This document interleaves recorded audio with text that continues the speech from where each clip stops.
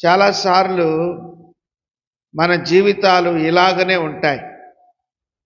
దేవుని పిల్లలమే కానీ, దేవుని గూర్చినటువంటి సత్యాలు మనకు తెలియవు. వాక్యమందు ఉంటామే కానీ, వాక్యములో వ్రాయబడిన సంగతులు మనము గ్రహించలేము. కారణం ఏంటంటే, జతగాండ్లు అధికమయ్యారు. ఆమె జతగాండ్ల మందల యొద్ద నిలిచిపోయింది. కింద వచనంలో అంటాడు, ఏమంటాడు తెలుసునా? చదవండి 8వ వచనం. ఆమె పిలిచిన పిలుపుకు, ఈయన పిలిచే పిలుపుకు సరిపోయింది. ఇప్పుడు ఈయన అంటున్నాడు, నారీమణి. నా ప్రియురాల